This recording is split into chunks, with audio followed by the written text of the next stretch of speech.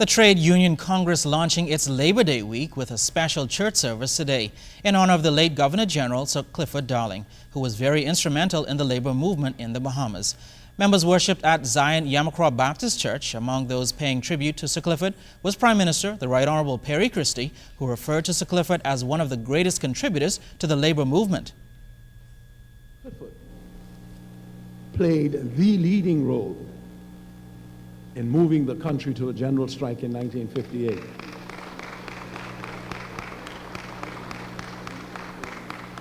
And if you really want to determine accurately who did what, that general strike was the catalyst for the movement to majority rule in 1967.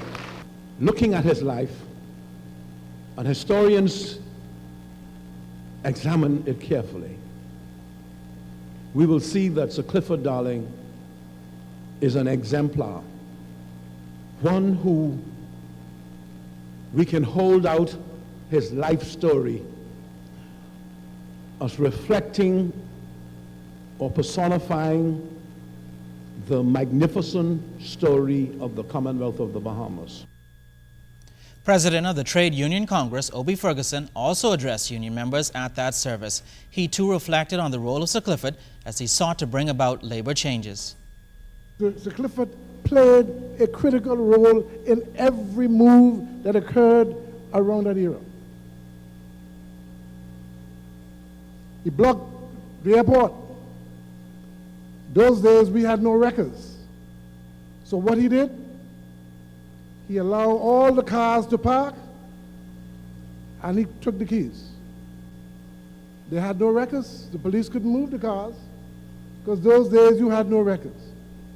And he used that as a negotiating tool to give him and his colleagues access, equal access to the airport. Activities marking the start of the Labor Day holiday also began today for members of the National Congress of Trade Unions. Dozens of them worshipped at Salem Baptist Church this Sunday. Other activities leading up to the big day on Friday include a fashion show and luncheon, and a special service on Tuesday to honor the invaluable contributions of trade unionist Frank Carter. NCTU President Jennifer Isaacs Dotson says the goal of Labor Week is to educate young people on the importance of trade unions to the development of our country. The trade union movement was really instrumental, or was really set the course for our country nationally. The trade union movement was integral in our development as a country and where we are today by our forefathers, of course, Sir Randall Fox, of course, the Clifford Darling, whom we honored several Labor Days ago while he was still alive. So it is upon the shoulders of these great men and women that our country was actually built. And it is important for us that the trade union movement continues to strive and continue to be an integral part of national development. Honoree Frank Carter says he was surprised when he got the call that he would be recognized for his contributions to the NCTU and the TUC. I'm really honored, and I greatly appreciate it, and it brought tears to my eyes because I thought there were others who were as worthy or more worthy, and I thank those who thought to honor me in this way.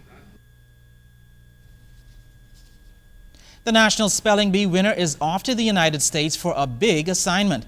11-year-old Paloma Cartwright and her mom Zoe left this morning for the Scripps Spelling Bee in Washington, D.C. The 7th grade student at NGM Major High School in Long Island won the National Spelling Bee by beating out 19 other spellers. She became the first student from Long Island to win the title in the 15 years of the championship in the Bahamas. Paloma says she started studying more than a year ago. Now she will be one of 278 spellers competing for the top spot. I wanted to go to Nassau, but I was not expecting to make it to DC. But now I'm really excited about it. in essence, there's a pride factor because Long Island has always done well academically. She's a student at NGM major high schools, and as a government school, it stands well above and beyond most other government schools in the country. But to then now have accomplished this feat kind of is icing on the cake to be able to prove that the primary schools as well are properly giving her a good solid foundation. She went to Mangrove Bush Primary School, and her principal there is also very proud. So as a community, they know that this is just a way to display that what they're doing is working. I will do my best and enjoy myself because it's a once-in-a-lifetime experience. Meantime, it's a holiday for many of us tomorrow, but do you know it has a lot to do with today? Well, today churches celebrated Pentecost, which is the seventh Sunday after Easter and commemorates the descent of the Holy Spirit on the disciples of Christ. The Church of the Holy Spirit observing the day with Anglican Bishop Leish Boyd presiding, as almost a dozen young people were confirmed. Now, Whitsun is a contraction of the name White Sunday, indicating that many are baptized and confirmed, and generally would wear white for the occasion. So the Monday in the week is called Whit Monday, a public holiday in much of the Caribbean and England. And the Whit Monday holiday for many residents is a day for family and church activities, which include beach picnics or social gatherings. Well, as you go about your regular holiday activities tomorrow, police are encouraging you to be extremely vigilant. If you're heading to the beach, police are asking that you keep a watchful eye on the family and friends, especially children, who will be swimming. You should not dive into unfamiliar waters, do not swim alone, and always swim close to the shoreline in the event that if you experience a cramp, you are able to get immediate help. Good advice there. Well, stay with us. Julian Gibson is up next with sports.